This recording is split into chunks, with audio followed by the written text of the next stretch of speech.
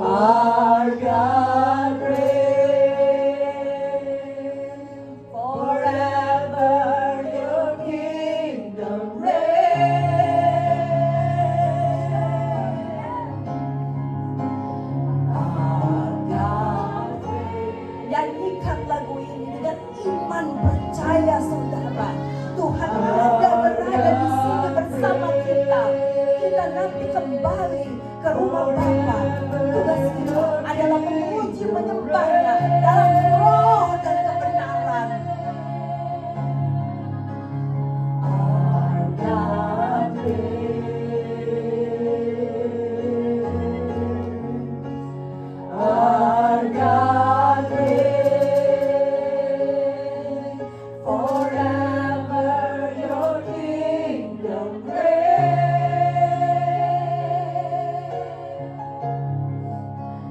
Our God reigns. Our God reigns. Forever your kingdom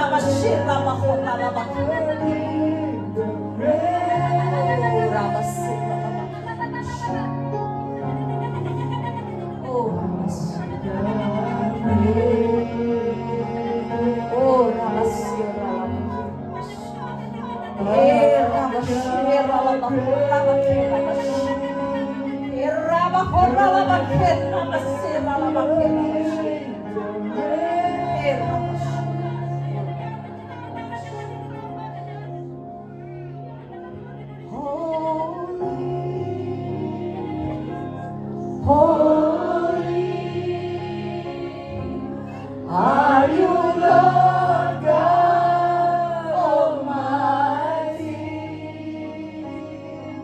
Worthy is the Lamb, worthy is the Lamb. You are holy, holy. Sembah Dia, saudara. Are you Lord God Almighty? Worthy is the Lamb, worthy is the Lamb. You are holy. Sembah Dia, saudari. Are you Lord God Almighty? Worthy is the Lamb, worthy is the Lamb. You are holy, holy. Are you Lord God Almighty? Worthy is the Lamb, worthy is the Lamb.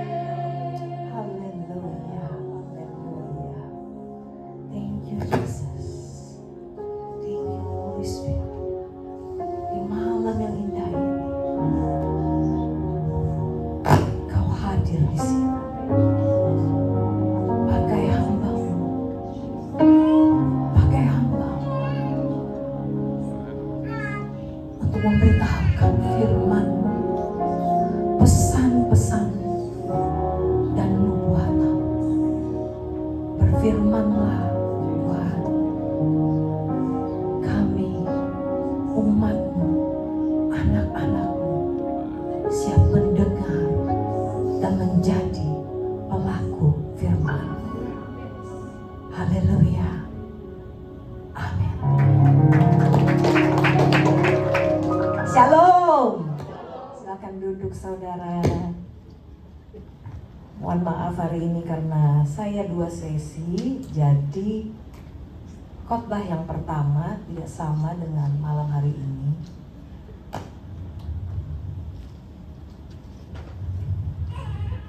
Selamat malam semuanya. Semua diberkati Tuhan ya. Saya lihat muka-muka wow yang bersinar-sinar, ganteng-ganteng, cantik-cantik semua. Luar biasa.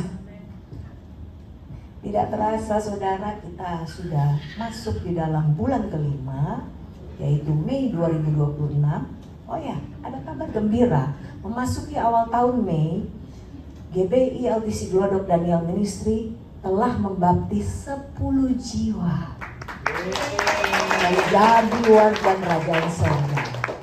2 diantaranya from unbeliever, tapi ditangkap Yesus. Jadi bukan saja kita yang bersorak-sorai, malaikat di surga turut bersorak-sorai bersama kita. Beri kemuliaan bagi Tuhan.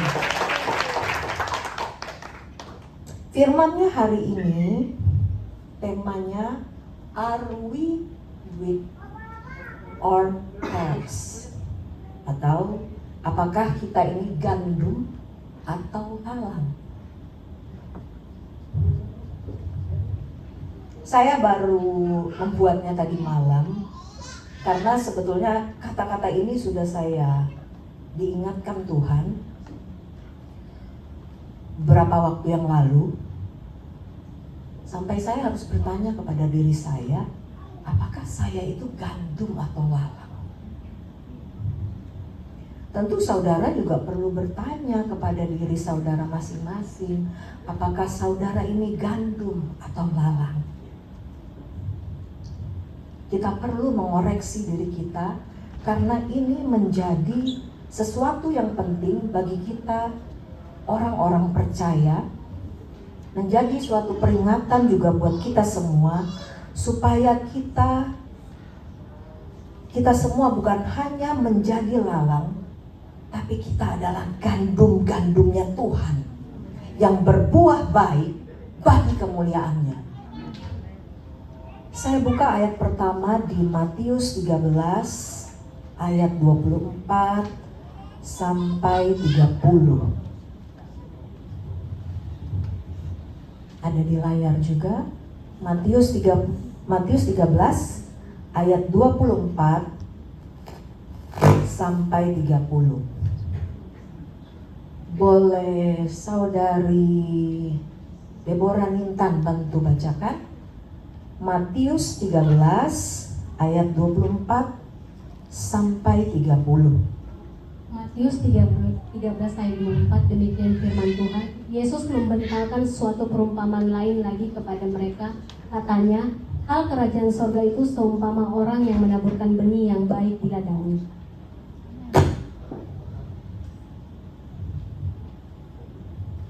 25, tetapi pada waktu semua orang tidur, datanglah musuhnya menaburkan benih lalang di antara gandum itu lalu pergi. 26, ketika gandum itu tumbuh dan mulai berbulir, nampak juga lalang itu. 27, maka datanglah hamba-hamba Tuhan ladang itu kepadanya dan berkata, Tuhan, bukankah benih baik yang Tuhan taburkan di ladang Tuhan? Dari manakah lalang itu? Jawab Tuhan itu, seorang musuh yang melakukannya. Lalu berkatalah hamba-hambanya itu kepadanya, jadi maukah Tuhan supaya kami pergi mencabut lalang itu? Tetapi ia berkata, jangan, sebab mungkin gandum itu ikut tercabut pada waktu kamu mencabut lalang itu. Biarkanlah keduanya tumbuh bersama sampai waktu menuai. Pada waktu itu aku akan berkata kepada para penuai, kumpulkanlah dahulu lalang itu dan ikatlah berberkas-berkas untuk dibakar. Kemudian kumpulkanlah gandum itu ke dalam lumbungku. Amin saudara. Dalam Matius 13 sebenarnya ada 5 perumpamaan yang Tuhan bagikan kepada orang banyak, saudara. Dari 5 perumpamaan itu Tuhan memberikan keterangan maksud dari 4 perumpamaan. Tapi perumpamaan yang ini dia tidak berikan langsung kepada orang banyak. Mau tahu kenapa?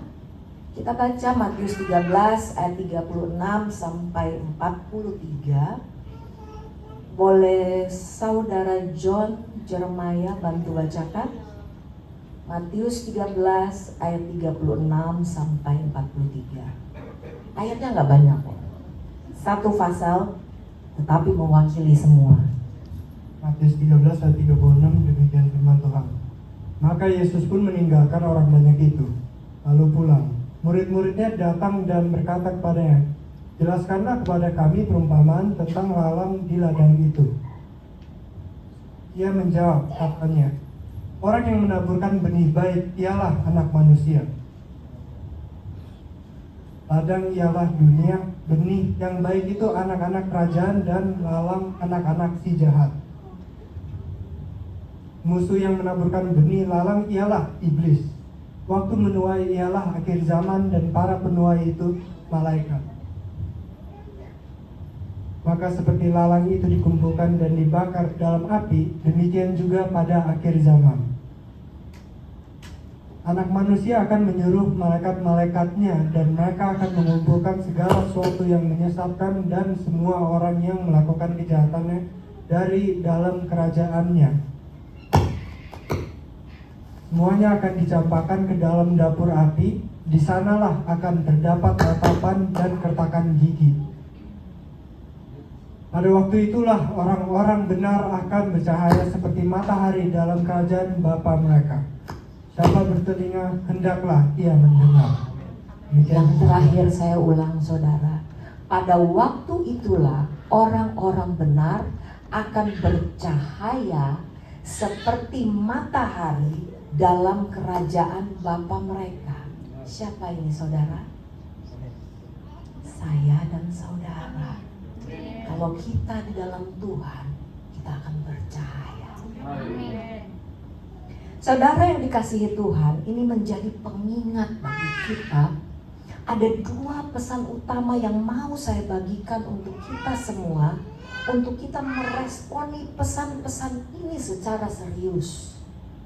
Yang pertama, berjaga-jaga dan berdoa, saudara. Karena saat ini kita sudah memasuki hari-hari Tuhan.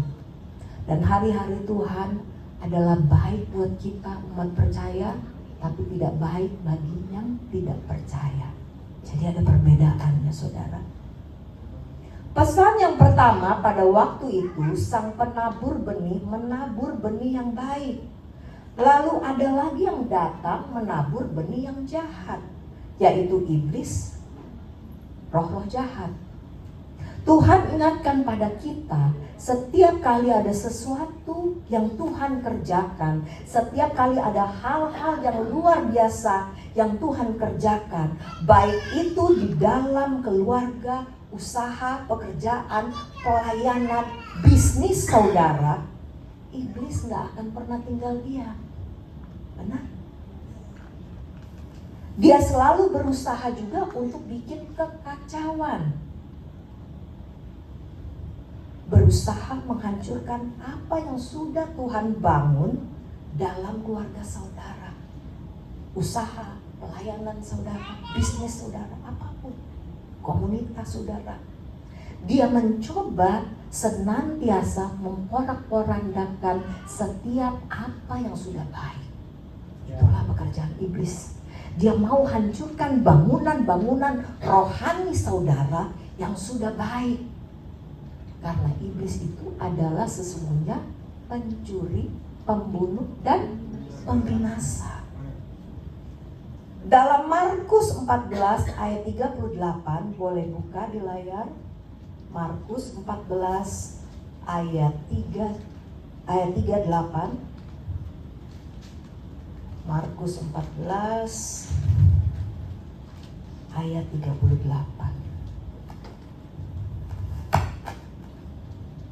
Ini harus menjadi rema buat saudara ya. Berjaga-jagalah dan berdoalah supaya kamu jangan jatuh ke dalam pencobaan. Roh memang penurut, tetapi daging lemah. Untuk itulah kita perlu Roh Kudus.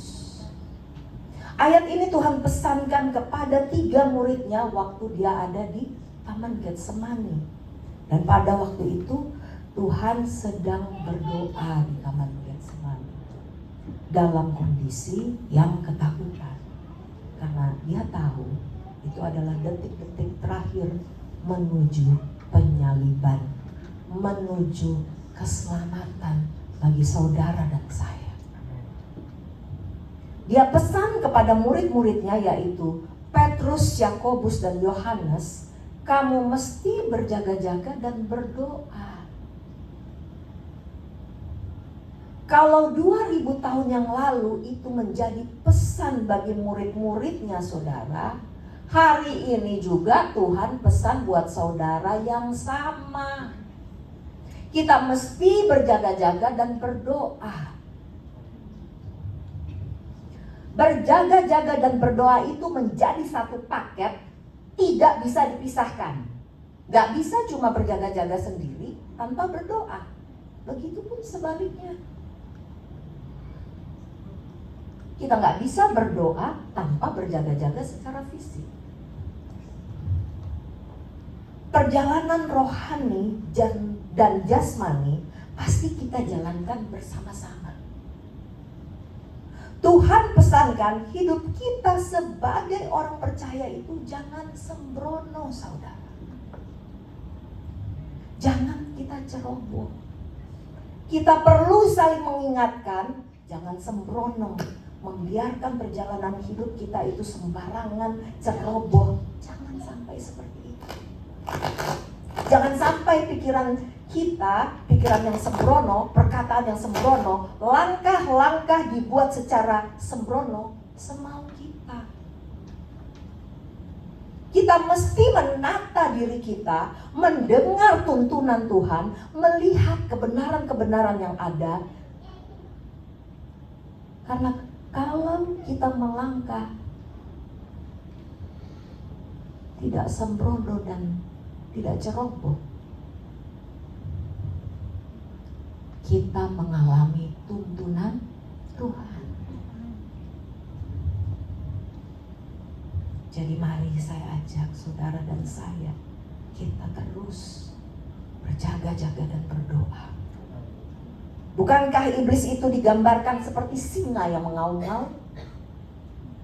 Dia mengelilingi saudara dan saya. Sedikit saja kita ada celah, dia masuk memporak-porandakan setiap kita, sehingga kita perlu jaga jangan sampai pintu rohani kita terbuka. Lalu masuklah iblis, bahkan sampai kehidupan jasmani kita juga hancur. Jadi sekali lagi, berjaga-jaga dan berdoa saudara. Mungkin buat saudara, aduh, Sarah ngomong apa sih?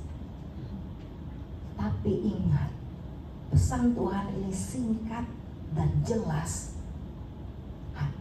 memiliki makna yang luar biasa dalam kehidupan saudara dan saya.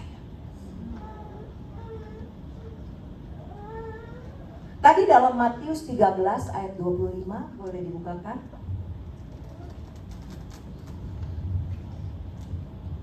Matius 13 ayat 25.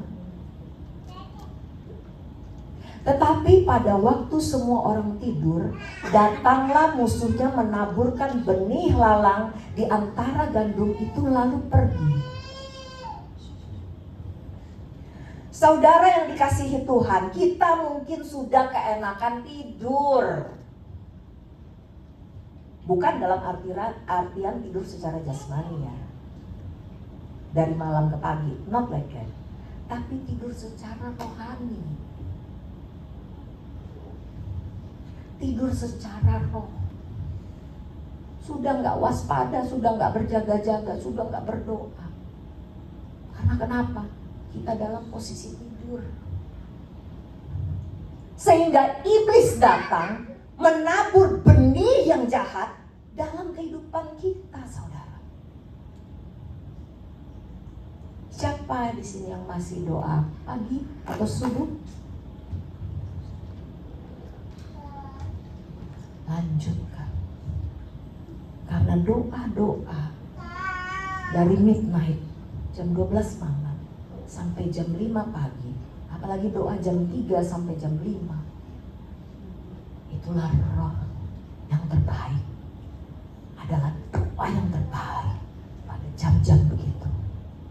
Contohnya saya, saudara. 23 tahun yang lalu, saya menikah dengan seorang antikris.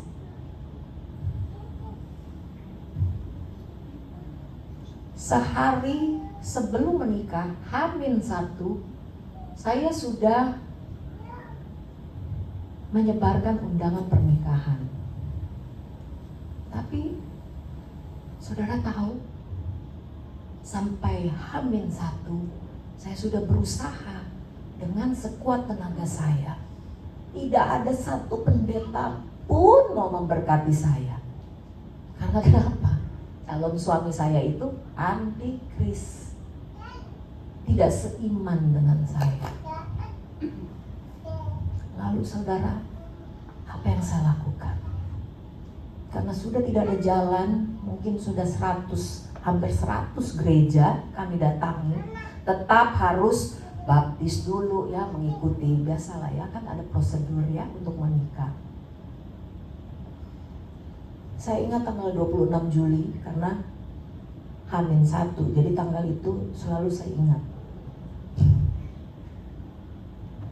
Saya udah bilang sama teman saya, teman-teman baik saya, udahlah, mungkin gak jodoh. Satu, gak seiman. Kedua, mohon maaf, tidak seras. Bukannya saya rasis ya, udahlah, mungkin tidak jodoh. Tapi ada satu suara yang mengingatkan saya untuk berdoa, mengandalkan kuasa Tuhan. Jam 12 malam itu saudara, saya doa aja simpel. Tuhan Yesus, besok itu hari pernikahan saya. Tapi gak ada pendeta yang mau memberkati saya. Calon suami harus dibaptis dulu baru mau diberkati. Ya udahlah, saya tunggu sampai besok. Karena tanggal 27 menikahnya. Jika memang tidak ada satu pendeta pun yang mau memberkati saya, berarti tidak jodoh. Dah, yang ini bukan dari Tuhan. Dah, saya ibaratnya udah, ya udah, ban-ban kami sialan. Walaupun nggak bisa tidur, tapi saya berdoa sama Tuhan. Tuhan, tujuan saya mau menikahi calon suami saya sebenarnya untuk kemuliaan nama-Mu. Saya mau dia menjadi anak-Mu. Itu. Dan ternyata Tuhan tahu isi hati saya tidak pernah berdusta. Isi hati saya mulia. Saudara tahu jam 4 ya, jam 4 subuh. Dulu kan masih sistemnya SMS ya. Belum kayak sekarang WhatsApp atau BBM gitu ya. Masih SMS. Teman baik saya yang menikah dengan cucunya yang punya gudang garam di Surabaya, dia tiba-tiba telepon saya jam 4 subuh saudara. Saya baru mau tidur, dia telepon. Say, zaman dulu masih say, kalau sekarang babe ya. Aduh, puji Tuhan. Dia, kenapa puji Tuhan kok subuh-subuh begini? Iya. Wah, kamu doa dijawab loh, manjur loh doamu. Oh ya? Emang kenapa? Iya, ini ada saudara saya, dia anak pendeta. Saya ceritain tuh semua kamu punya masalah, kamu udah ke gereja, saya nggak usah sebut nama brandnya, kamu sudah ke gereja A, B, C, D, F, G, gak ada yang mau berkatin gitu. Jadi saya minta tolong bapaknya teman saya karena pendeta juga. Saudara tahu, pendeta itu juga nggak langsung oke, saya nikahkan. No, dia sujud berdoa, dia tanya sama Tuhan. Dan saudara tahu apa jawaban Tuhan kepada pendeta itu? Nikahkan mereka. Saudara nggak tanggung-tanggung, itu pendetanya dari Manado, bukan Jakarta. Jadi teman saya ya, dia sebagai hadiah ulang tahun, hadiah pernikahan, dia kirimlah pendeta itu untuk memberkati kami. Karena saya dan suami masih beda agama saat itu, jadi kami menikahnya di hotel awalnya ya. Karena kan belum bisa di gereja, suami kan belum dibaptis. First flight langsung dari Manado ke Jakarta. Saat itu saya menikahnya di Hilton sebelum sekarang diganti Hotel Sultan. Ya, calon suami saya biasalah diiniin dulu kan, di apa ya? Dikasih wejangan dulu sama pendeta itu. Saudara, saya pikir tanggal 27 Juli saya itu udah siapkan kata-kata gitu di SMS. Maksudnya gini, mohon maaf para tamu-tamu, hari ini tidak terjadi pernikahan. Karena kan I have to think the worst, ya kan? Saya kan harus memikirkan yang terjelek. Mau gak mau kan saya harus siapkan kata-kata bagaimana ini untuk membatalkan pernikahan saat itu, yang sudah ditentukan jamnya, tempatnya, dan lain sebagainya. Tetapi Tuhan berkata lain, saudara. Sesuatu yang hari itu menurut saya tidak mungkin saya melanjutkan pernikahan dengan gembala saudara saat ini, ternyata Tuhan kabulkan. Itu karena saya doa jam berapa? Jam 12 sampai jam 3, saudara. Udah ibaratnya nangis bombay mungkin ya. Karena kan pilihannya cuma 2, menikah atau tidak menikah. Dan saat itu suami saya udah seneng aja, ya udah kalau gereja tidak mau menikahkan, kita kawin secara kepercayaannya dia. Itu saya tidak mau.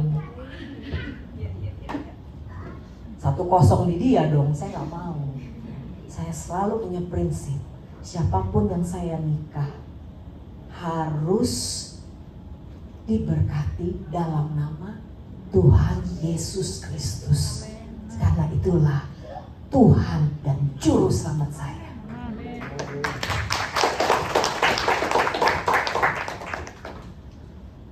Jadi saudara, roh doa itu jangan sampai padam.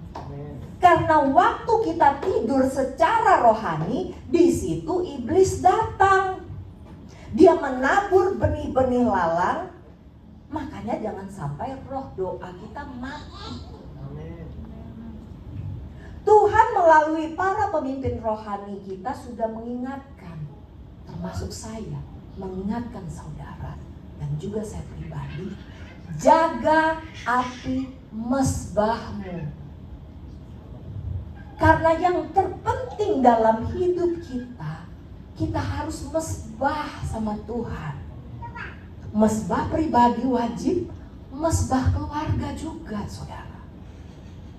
Karena hanya dengan mesbah itu, kita menjalin hubungan intim bersama pencipta kita. Masakah saudara lebih, maaf ya, lebih suka gosip, chat-chat, beb, tau gak gosip hari ini? Dibanding saudara datang kepada Tuhan, mengadu sama Tuhan. Dia pencipta kita loh. Saudara ada di tempat ini karena siapa? Bukan kebetulan Tuhan Yesus Kristus sendiri yang mengirim saudara untuk mendapatkan teguran ini, teguran yang baik. Doa bersama-sama. suami, istri, dan anak-anak. Ajak doa siapapun yang ada di rumah saudara. Mau itu adik, saudara punya saudara, keponakan. Ajak. Mesbah keluarga itu penting, saudara. Apa yang terjadi saat ini adalah pengulangan zaman. Saudara tahu kan, Bahteranu, dari sekian banyak orang yang selamat hanya 8 orang. Nah, kalau saudara rajin membangun mesbah keluarga, apalagi pribadi, saudara sedang menyelamatkan diri saudara dan seisi rumahmu di dalam bahtera Tuhan. Karena hari-hari ini, dari 5-6 tahun lalu, saya sudah melihat semua saudara. Sudah. Tetapi apapun penglihatan saya, selalu saya informasikan orang pertama itu suami saya sendiri. Karena kenapa? Kami selalu berdoa sepakat untuk minta Tuhan membatalkan atau minimal meminimais jika memang itu harus terjadi. Paham saudara? Itulah gunanya kita mesbah. Suami istri transparan satu sama lain. Mungkin suami saya punya karunia pelepasan, saya mungkin punya karunia pelihat. Kita satu sama lain bekerja sama. Supaya apa saudara?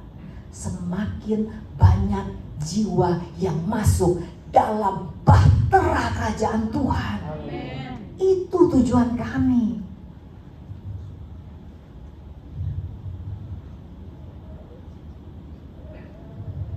Ajak sama-sama berdoa saudara. Karena dengan doa itu juga menjadi kekuatan buat kita. Supaya setiap keluarga, anak-anak, dan seisi rumah kita mendapat pagar perlindungan Tuhan.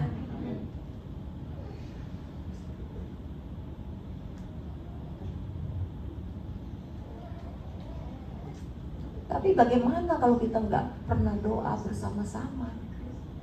Yang rugi siapa saudara? Apakah saudara mau, maaf, suami saudara ketinggalan? Atau istri yang sudah memberikan anak yang cantik-cantik dan ganteng-ganteng ketinggalan? Saudara mungkin sering melihat iklan atau film mengenai Left Behind. Tapi saya mau berkata kepada saudara, apa yang saya lihat, that's more worse than the movie, than any movie. So if you left behind, saya hanya cuma bisa katakan, kuatkan iman. Untuk itulah berdoa dan berjaga-jaga senantiasa, karena kedatangan Tuhan sudah ada contohnya seperti pencuri di malam hari. Jadi tidak digembor-gembor, tidak diiklan.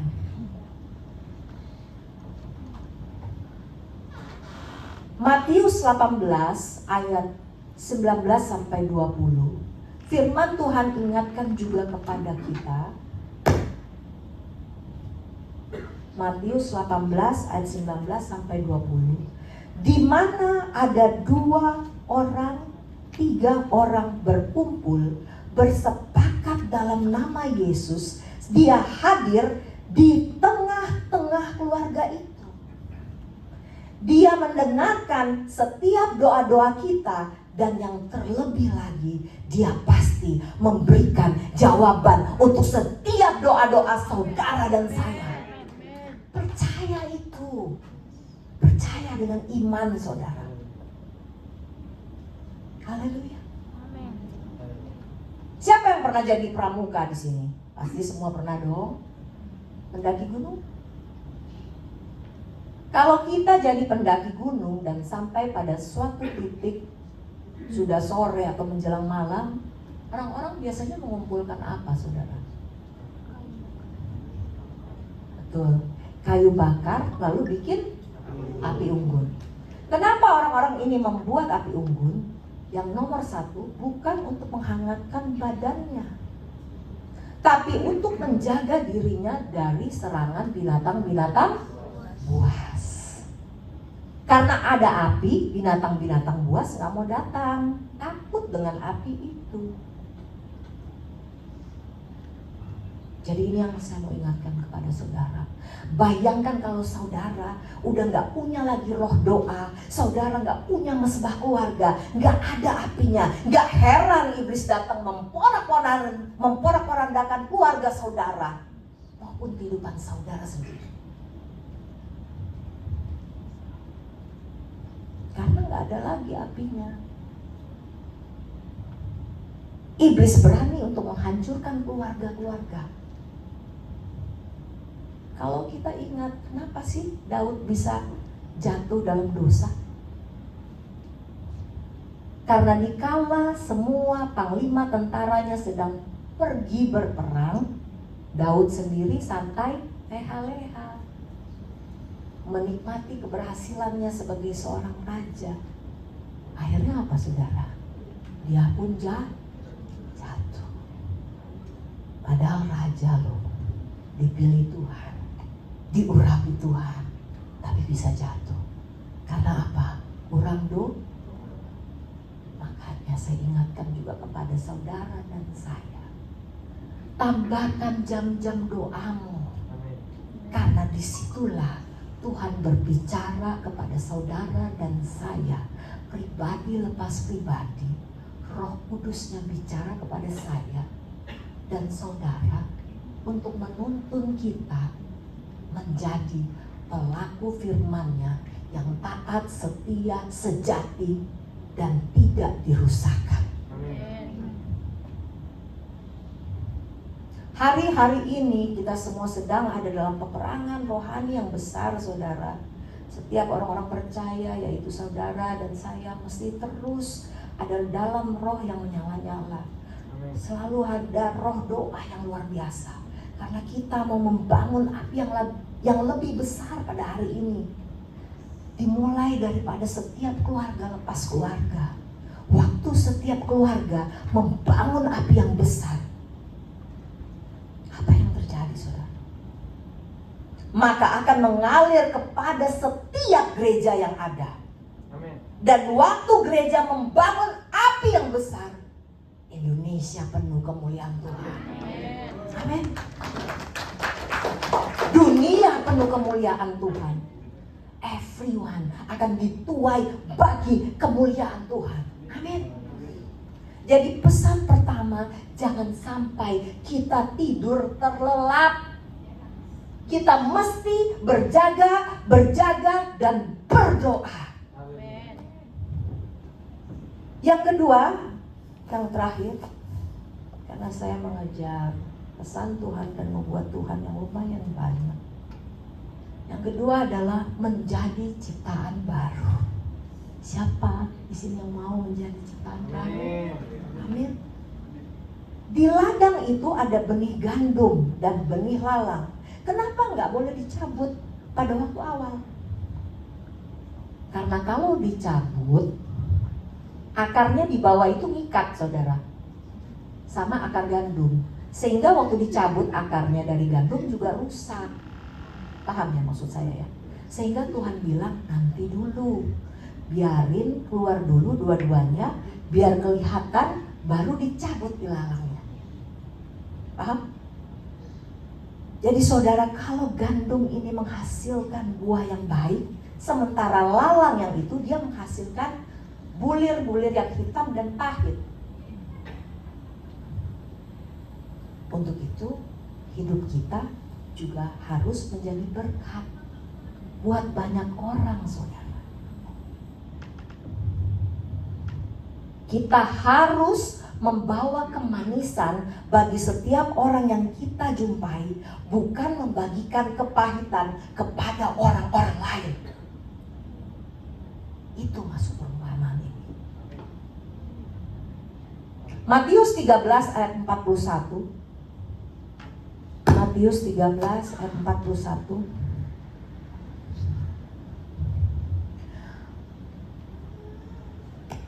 Anak manusia akan menyuruh malaikat-malaikatnya dan mereka akan mengumpulkan segala sesuatu yang menyesatkan dan semua orang yang melakukan kejahatan dari dalam kerajaannya.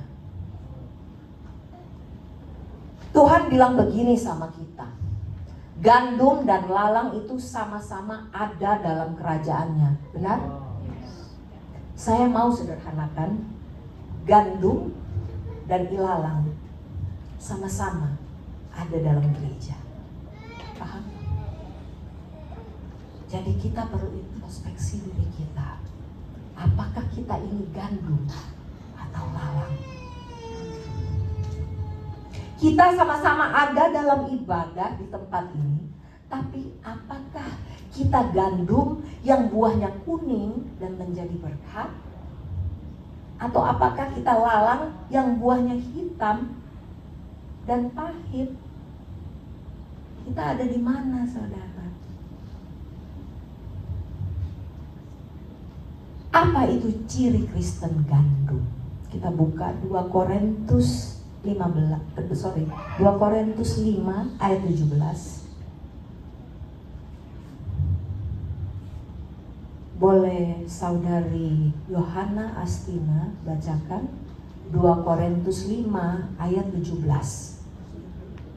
2 Korintus 5 ayat 17, demikian firman Tuhan. Jadi siapa yang ada di dalam Kristus, ia adalah ciptaan baru, yang lama sudah berlalu, sesungguhnya yang baru sudah datang. Amin. Amin, saudara. Waktu orang memberi dirinya buat dibaptis, biasanya kan pendeta berdoa ya. Mulai hari ini engkau mati dari kehidupanmu yang lama dan engkau bangkit bersama dengan Kristus dalam kehidupanmu yang baru. Lalu dia dicelupkan ke air, jadi dia bangkit dan menjadi kehidupan yang baru, ciptaan yang baru. Amin. Saudara, baru itu ada 2 kata dalam bahasa Yunani ya, saya pelajari. Yang satu ini neos dan satu lagi adalah kainos. Kalau neos itu artinya hanya direnovasi. Tapi kalau kainos itu benar-benar brand new. Sesuatu yang benar-benar baru. Tuhan perbaharui dari inner man-nya, dari dalam orang tersebut menjadi ciptaan baru. Yaitu setiap saudara dan saya yang mau dibangkitkan menjadi ciptaan baru. Contoh, mungkin dulu kita kasar, suka maki-maki. Setelah dibaptis, wow, jadi lembut, saudara. Suami yang tadinya kasar, sekarang minta apapun ke istri, sayang. Kan enak ya dengarnya ya, honey, ya kan? Setelah Tuhan Yesus membuat saudara menjadi baru, kata-kata kita menjadi Alkitabiah. Kata-kata yang memberkati. God bless you my daughter. God bless you my son. God bless you my husband. See you tonight. Ya gak?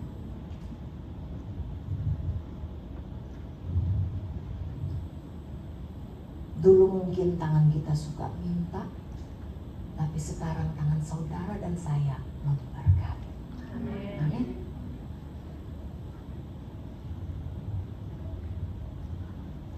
Dulu kita suka mengeluh, semua gak bagus. Tapi sekarang, walaupun dalam kondisi pergumulan apapun, saudara dan saya tetap mengucap syukur dalam segala hal. Jadi siapa yang mau menjadi gandumnya Tuhan? Haleluya. Sebulan yang lalu kita memperingati Jumat Agung ya saudara. Tuhan Yesus ditangkap di Taman Getsemani, lalu diolok-olok, diludahi, dipasangi duri di kepalanya hingga darah bercucuran. Saudara, Tuhan memakai mahkota duri itu berbicara keselamatan.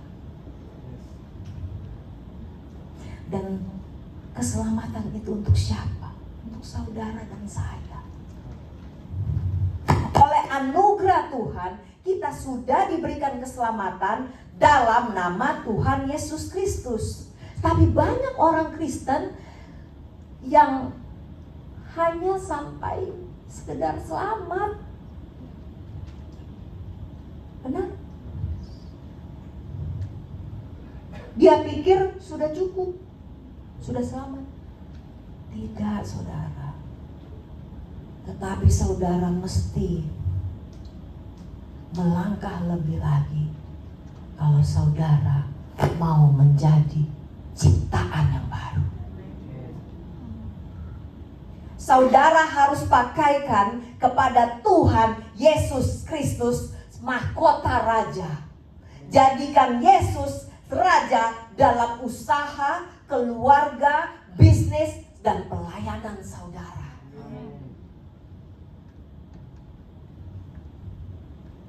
Jadikan Yesus raja dalam segala tingkah laku perbuatan saudara setiap saat, setiap waktu.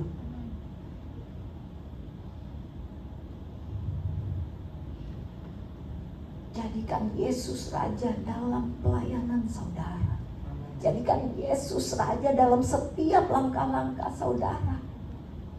Saudara ini diperintah, begitupun saya. Bukan terbalik, Tuhan yang mesti mengikuti permintaan saya dan saudara. Biarlah kita ikuti apa yang menjadi perintah raja di atas segala raja, karena dia akan datang menjemput gerejanya segera. Sebagai penutup, terakhir kita buka Matius 13 ayat 43b. Matius 13 ayat 43b.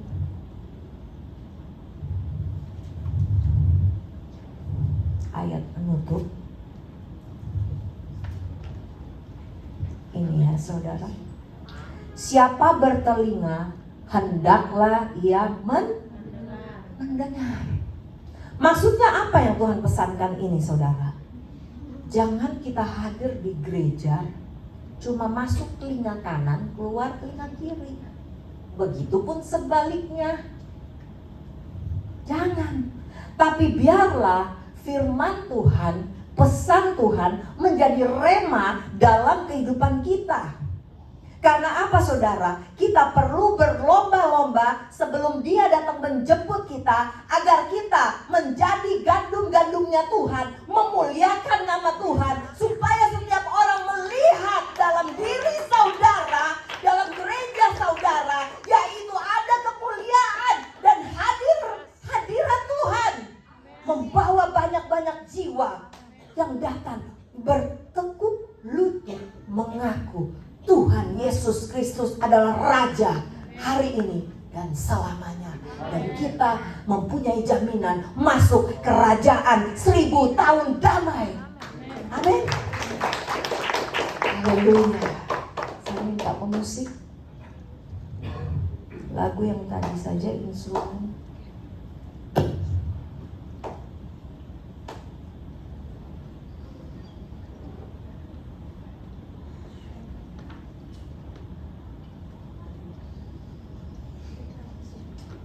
Saya akan membagikan beberapa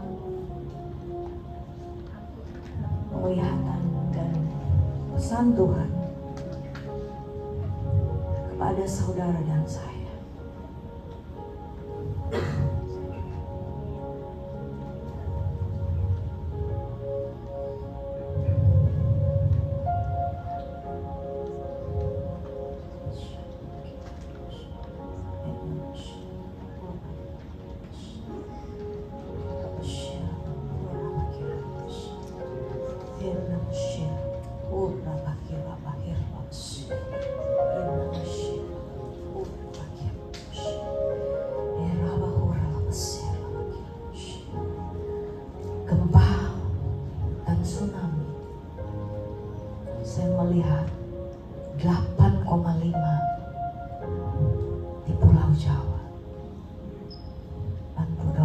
saudara.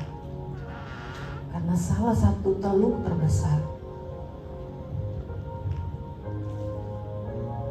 tepatnya di situ. Air meluap dan banyak yang dipanggil pulang. Juga akan terjadi yang lebih besar, khususnya Sulawesi Utara. Yang kemarin terjadi itu tidak apa-apa, yang ini lebih besar.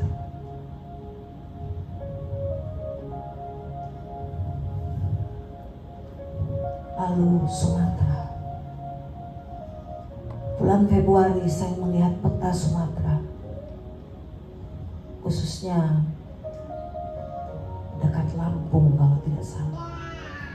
Itu merah, saudara. Ini pernah saya lihat 5-6 tahun lalu sebelum COVID. Saya pernah mimpi Indonesia semua peta merah. Lalu saya infokan kepada suami saya. Ternyata COVID, saudara. Dan waktu COVID pertama, saya mendapat penglihatan tahun 2000. Itu saya lihat semua hospital penuh. Bahkan pasien-pasien sampai di luar dari rumah sakit, saking penuhnya. Dan 2021 terjadi, saudara. Entah itu Omikron atau Delta ya. Nah ini saya lihat lagi. Itu di Februari kemarin. Jadi doakan, saudara. Lalu Kalimantan. Saya lihat banyak sekali orang-orang berusaha naik kayak perahu karet, ya.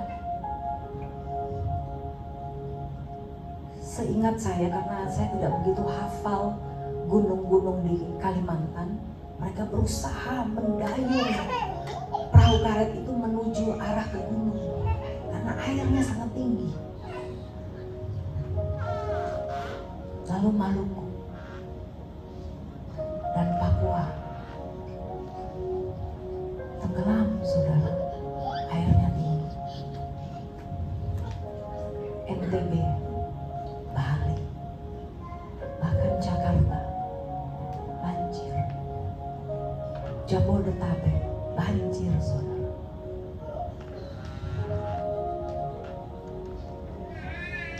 Dua bulan yang lalu, tepatnya Maret awal, saya melihat berkali-kali air sudah melebihi mobil sedan. Itu saya melihat di Jakarta. Jadi bantu saya untuk mendoakan kota kita tercinta ini. Karena Tuhan menempatkan saya dan saudara di sini sebagai penjaga kota Jakarta. Doakan terus.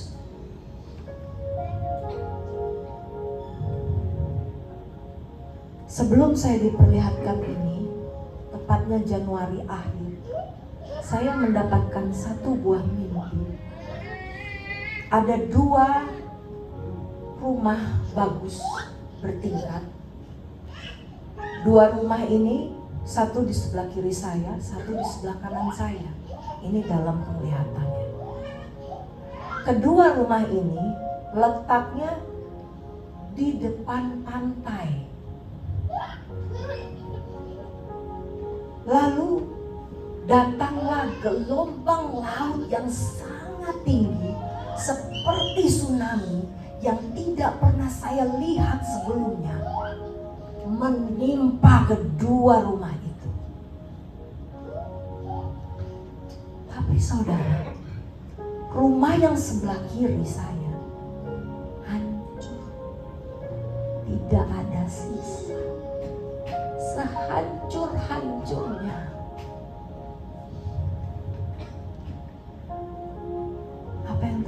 saudara. Rumah yang di sebelah kanan, tidak ada satu goresan pun. Rumah itu tetap kokoh, berdiam, tegak, tidak hancur. Padahal gelombang laut yang menimpanya begitu tinggi, begitu besar, melebihi yang pernah terjadi di Aceh. Tapi rumah itu tetap kokoh. Dan Tuhan Yesus mengingatkan saya, sebagaimana Dia duduk di sebelah kanan, maka kita yang ada di sebelah kanan bersama Tuhan Yesus Kristus mendapat perlindungan, tabung keselamatan, saudara. Gempa boleh terjadi, tsunami boleh terjadi, banjir bandang boleh terjadi. Bahkan saya melihat likuifasi, tanah bergerak, tanah longsor, sinkhole. Saudara tahu sinkhole itu yang lubang besar. Saya melihat begitu banyak orang masuk ke dalamnya, menjerit dan meninggal, saudara. Tetapi Tuhan Yesus menguatkan saya. Aku adalah Immanuel, anakku. Dimanapun kau kutempatkan, aku bersamamu. Janjiku ya dan amin. Tidak akan terjadi apapun kepadamu dan seluruh keluargamu selama kamu hidup dalam terang-Ku.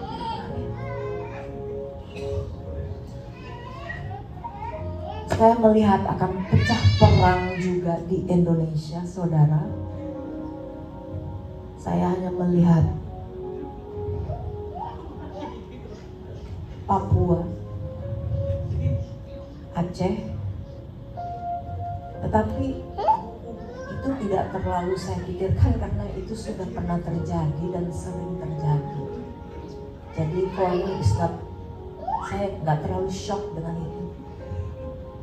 Tetapi yang harus saudara bantu doakan saya, akan terjadi kerusuhan besar-besaran.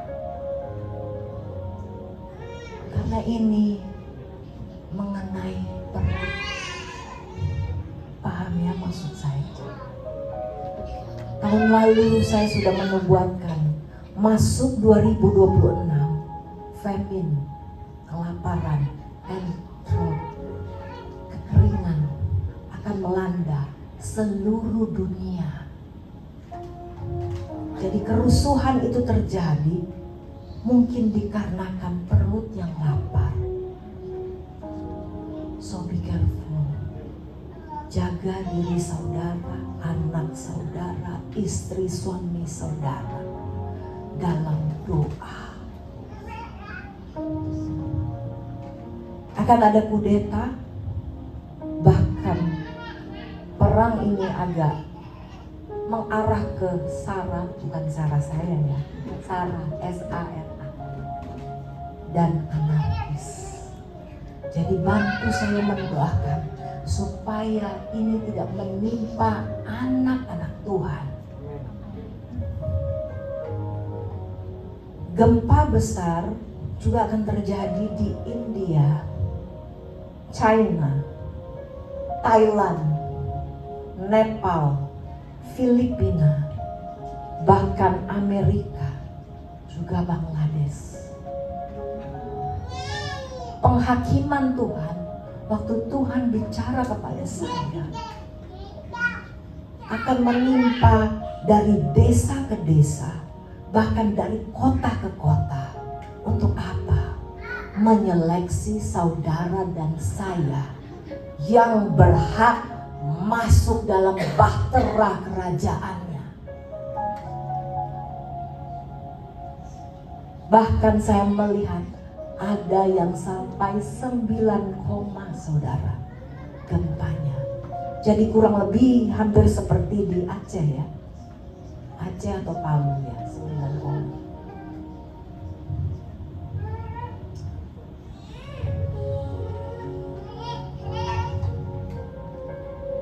Lalu saya juga melihat airport atau bandar udara seluruh dunia akan lockdown. Waktu saya tanya sama Tuhan, Tuhan ini kenapa lockdown? Apakah karena perang Timur Tengah yang sekarang lagi gonjang ganjing? Ternyata bukan, saudara. Tapi ada virus pandemik yang sengaja disebar. Karena dari 6-7 tahun lalu saya sudah mendengar suara Tuhan. Agenda antikris salah satunya adalah genocide, menggenosida, membunuh secara perlahan tapi pasti.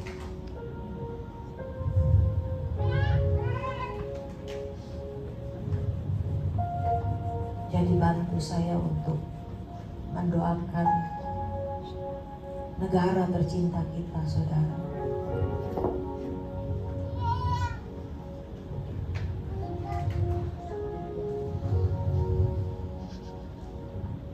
Tapi jangan takut.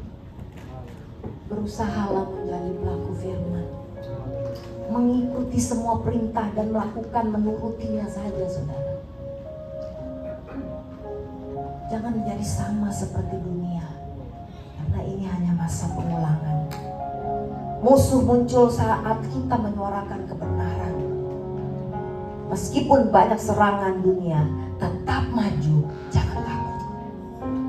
Tuhan akan selalu beserta bagi yang dikasihinya, yaitu saya dan saudara. Tuhan sendiri akan berperang bagi kita. Berdoa, berjaga selalu, jangan tidur terlalu nyenyak. Banyak cara Tuhan selalu untuk mencukupi keperluan kita. Tetap bersyukur selagi masih hidup.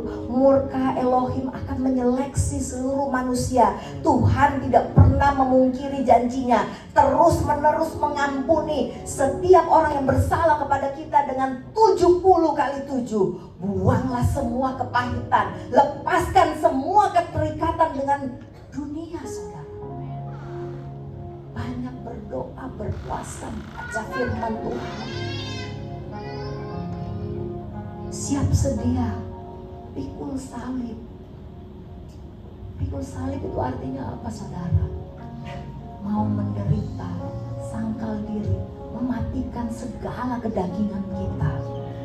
Itu yang Tuhan mau. Tetap semangat, bersyukur, bersukacita dalam Tuhan. Hidup mengandalkan Tuhan.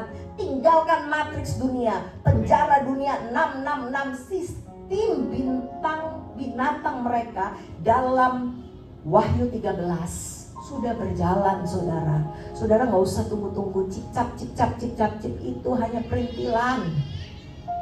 Sudah berjalan, bibitnya sudah ada, sudah dipakai. Makanya nanti Wahyu 13 itu berupa apa, saudara? Yang sekarang sudah ada di handphone saudara masing-masing. Barcode, QRIS, itu tanda binatang yang sebenarnya. Kalau saudara sudah menerimanya karena tidak mengetahui, minta ampun sama Tuhan. Tuhan Maha Pengampun dan Tuhan tahu isi hati saudara.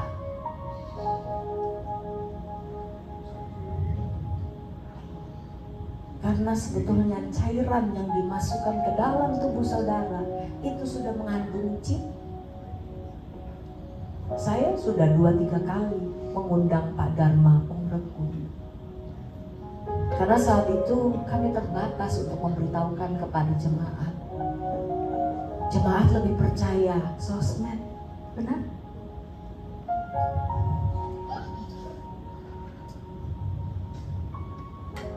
Tapi Tuhan tahu isi hati.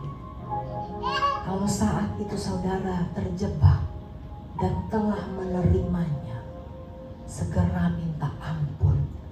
Dan saya pesan kepada saudara, jika suatu saat nanti Anda diperhadapkan untuk menerima itu kembali, jangan pernah mengambilnya lagi.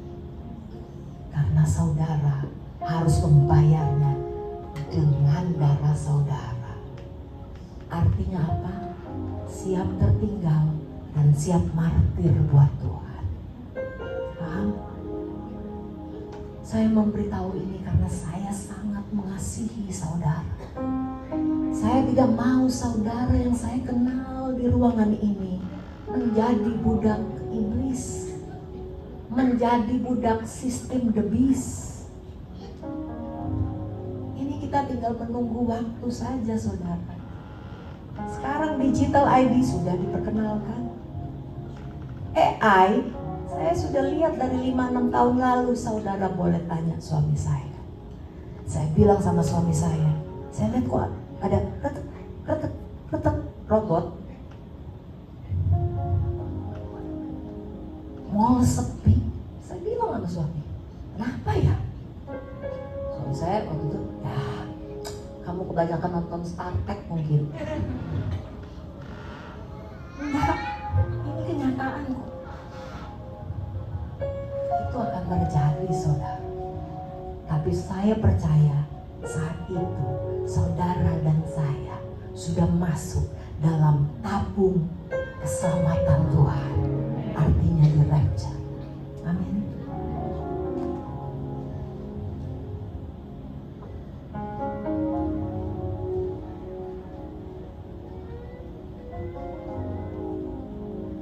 Jika saudara tertinggal, taatlah sampai mati. Setia. Meskipun dunia menghina, menganiaya, biarlah mereka begitu. Tuhan ada memperhatikan kita. Tetaplah bertahan. Lihat Ayub contohnya, saudara. Tetap bertahan. Serahkan pada Tuhan seluruh hidupmu. Datanglah pada Tuhan Yesus yang menerima semua apa adanya pada diri kita. Karena hukum tak bertuai itu akan segera terjadi, saudara, sesuai perbuatan kita. Miliki kasih, buah-buah roh, tetap rendah hati, bercahaya, bersinar terus, jangan pernah menyembah ilah lain. Saudara, ilah lain itu bukan berarti seperti agama seberang yang menyembah patung, itu sudah pasti, kan berhala. Ilah lain itu juga apa? Jika saudara mengidolakan sesuatu, contoh handphone, laptop, atau any gadget, saudara lebih memfokuskan itu melebihi Tuhan, itu adalah ilah-ilahmu sakti. Bertobat, saudara.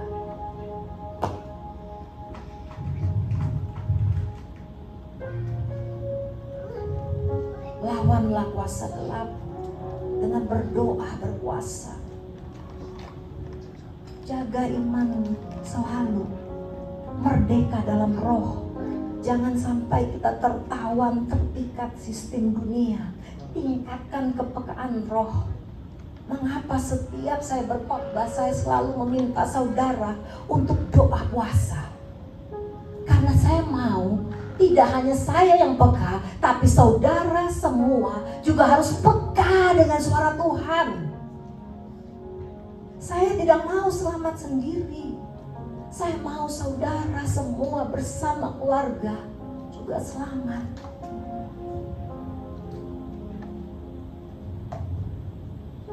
Harus siap masuk peperangan alam roh, saudara. Dan siap mati martir jika itu harus dilalui. Bayar harga, saudara. Kasih tanpa batas, tanpa memandang rupa.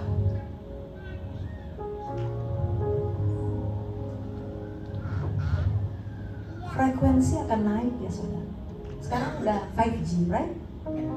Kedepannya akan 6G. Saudara akan lihat, akan semakin banyak yang jatuh bergulir karena frekuensi naik. Dan bagi mereka yang sudah terima 3 ke atas, saudara akan lihat perbedaannya kan seperti zombie. Saudara jangan menilai zombie yang seperti dalam film, no. Zombie itu maksud saya gini, mati dalam roh, seperti mayat berjalan. Itu karena frekuensi naik. Handphone now 5G will become 6G. Lihat saja.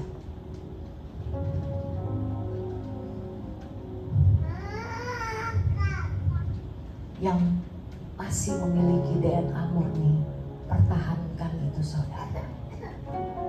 Pertahankan. Biar tubuhmu bercahaya. Yang belum punya jodoh, berusahalah cari yang sesama DNA murni. Tetapi jika tidak, bawakan dalam doa. Minta hikmat Tuhan. Jangan buru-buru nyosor ya. Minta kepekaan roh. Bedakan mana yang dari roh Tuhan, mana yang dari roh dunia. Karena Tuhan mau semua umat pilihannya harus cerdik seperti ya, harus cerdik seperti dan tulus seperti merpati.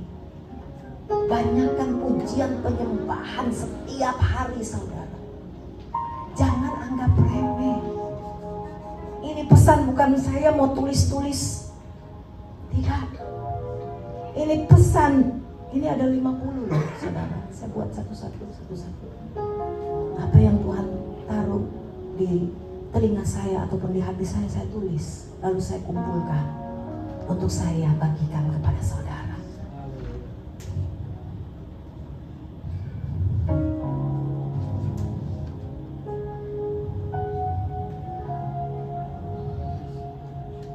Januari saya sempat infokan akan terjadi blackout. Tadi pagi saya lupa infokan, jadi di sini saya akan infokan kembali. Keep cash money, ya saudara, simpan uang cash. Karena kenapa? Jika saudara semua uangnya pakai digital, apakah itu Shopee, GoPay atau dan lain sebagainya, saat blackout bagaimana? Saya tanya saudara. Jadi siapkan uang cash. Saran saya, kalau saudara punya uang yang banyak, hanya pakai ATM saja. Jangan dimasukkan ke digital money, karena itu akan hilang. Ya kalau sudah hilang, udah ban-ban kamsya. Ikhlaskan saja saudara. Ikhlaskan saja. Yang punya uang banyak ada di bank, jangan dimasukkan ke e-banking, m-banking dan lain sebagainya, karena itu akan terdeteksi. Boleh taruh di bank, tapi banknya pun harus bawakan dalam doa. Karena saya pernah ada penglihatan, saya tidak mau bilang brand di sini. Ada satu bank warna biru gedungnya, itu dikerumunin banyak orang karena uangnya hilang. Saya tidak mau menjelekkan bank apapun, karena saya juga punya bank itu. Tapi minimal saya bagikan kepada saudara sekarang, mulai saat ini taruh uangmu lebih baik di emas, perak, tembaga. 3 ini akan digunakan ke depannya untuk perang, terutama tembaga. Simpan itu jika saudara punya uang berkelebihan.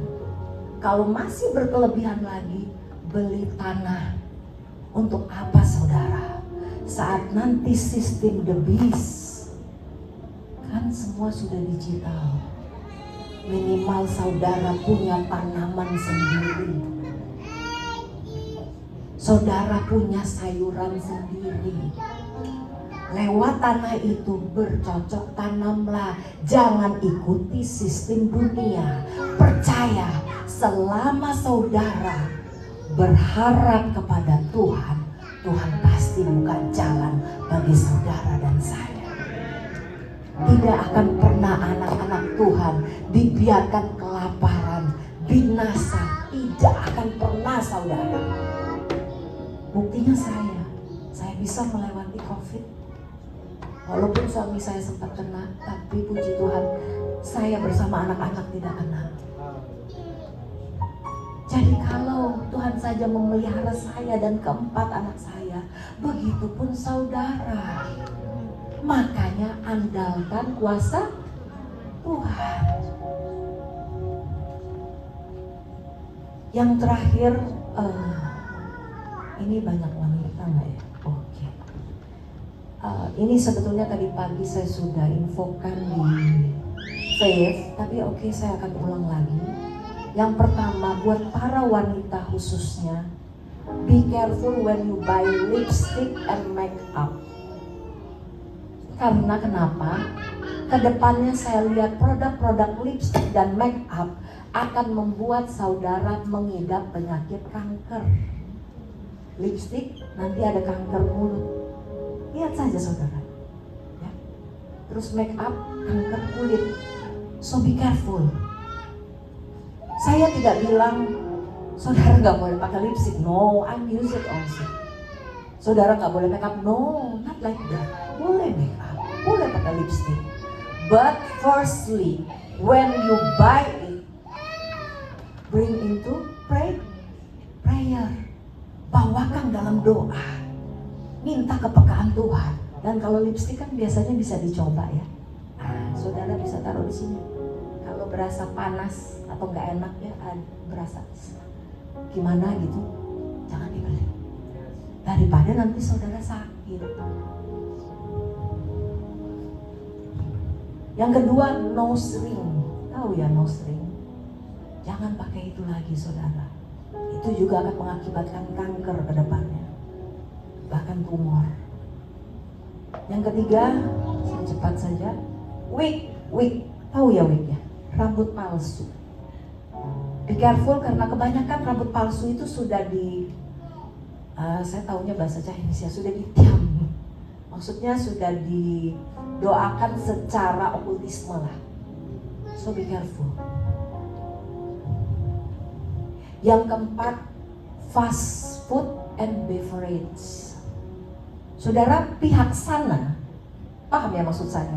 Pihak sana, agenda elit global atau antikris juga sudah tahu bahwa saudara dan saya sudah tahu juga masalah just itu. Jadi mereka berusaha menggenosid manusia saat ini melalui makanan dan minuman. So be careful. Saran saya, ada baiknya saudara masak sendiri. Atau kalau misalkan terpaksa harus membeli dari luar, minimal restorannya yang saudara kenal. Saudara tahu siapa yang masak. Kenapa? Buat kebaikan saudara juga. Begitupun dengan minuman.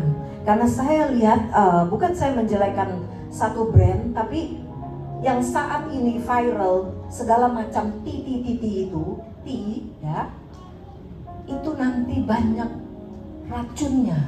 Dan itu saya melihat ke depannya banyak sekali anak-anak akan masuk rumah sakit karena makanan minuman yang sudah diracuni. Yang terakhir, ya jus itu sendiri ya saudara. Suntikan itu sendiri. Minta hikmat sama Tuhan. Pada saat itu, pada saat COVID mungkin saudara sudah kalah. Jangan sampai kalah kedua kali. Ingat itu. Jangan sembarang menerima sesuatu apapun masuk ke dalam tubuhmu. Karena kita ini memiliki DNA ilahi. Kita diciptakan serupa segambar Elohim. Apa yang terjadi waktu Bahtera-Nu? Tuhan sengaja membuat banjir bandang itu untuk melenyapkan siapa, saudara? Pernikahan campur. Begitupun juga saat ini. Kenapa Tuhan izinkan gempa bumi terjadi, tsunami terjadi? Karena pemulangan zaman. Tuhan mau melenyapkan orang-orang yang tidak mau menjadi pelaku firman-Nya, yang tidak peka akan suara Tuhan, yang masih ngeyel, masih memikirkan, oh gimana mau keluar negeri, gimana mau naik ini, naik itu. Tuhan Maha tahu. Apapun kebutuhan saudara, Tuhan Maha tahu. Tuhan pasti memberikan jalan keluar bagaimana saudara mau pergi, mau makan, mau minum, mau belanja sesuatu. Tuhan pasti berikan caranya. Tidak usah takut, tidak usah khawatir. Cukup taat.